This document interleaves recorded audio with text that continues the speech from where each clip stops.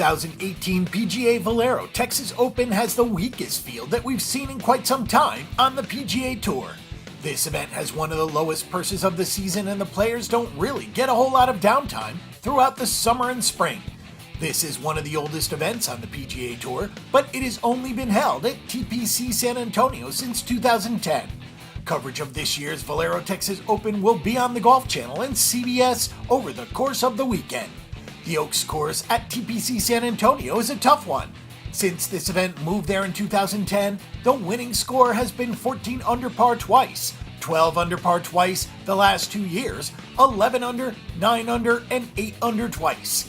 It is a feisty 7,400-yard par 72 with a couple of 600-yard par 5s and a par 5 18th hole that checks in at over 590 yards.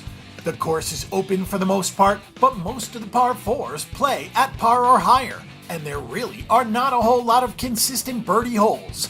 Holes 17 and 18 are, so we could see some aggressive play towards the end of the round for a lot of players.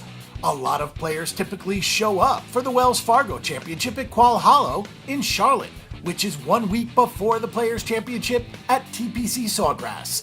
As a result, this week's Texas Open and next week's Zurich Classic at TPC Louisiana near New Orleans are events that do not draw a big crowd, much like last week's RBC Heritage.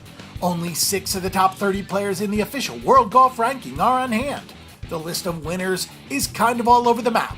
Kevin Chappell is a solid player, but he needed a win here to pick up his first career victory last year.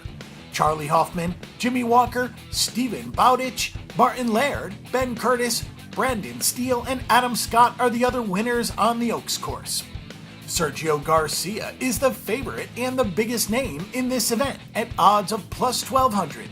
Sergio played well in March leading up to the Masters with a 7th at the WGC Mexico and a 4th at Valspar, but he missed the cut at the Masters with one of the worst scores in the field. Garcia, whose input was taken under consideration for the designing of this course, has not played here in 7 years.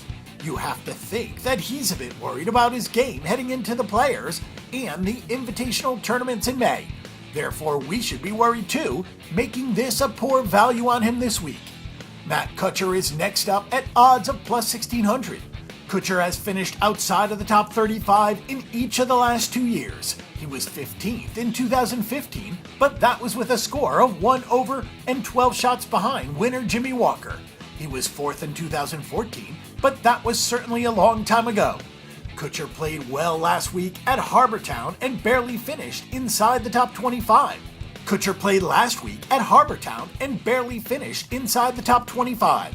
He has 3 top 10 finishes this season in 11 events, but only 1 in his last 7 events. He's a tough sell this week as well. Charley Hoffman is at odds of plus 1,800 as a past champ in 2016. He tied for 40th last year, going 71, 72, 73, 74 over the weekend.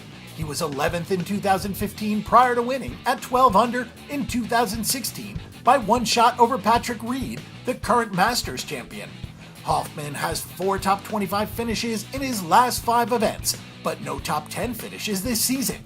The low prices just don't seem to have a lot of appeal this week. Luke List seems to be the best of the low prices. He is at odds of 22 to 1. List is going to get a title here soon. He was 3rd last week at Harbortown and has 4 top 20 finishes in his last 5 events, including a loss in the playoff at the Honda Classic.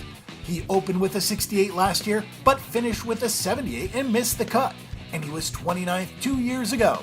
List doesn't have a PGA Tour win and only one Web.com Tour title, but he's been knocking on the door a lot lately. Perhaps this will finally be the week for him. Billy Horschel is an interesting play at 33 to 1 odds. Horschel missed the cut last year, but finished 4th in 2016 and 3rd in 2015. If you want a horse-for-course guy, he might be it.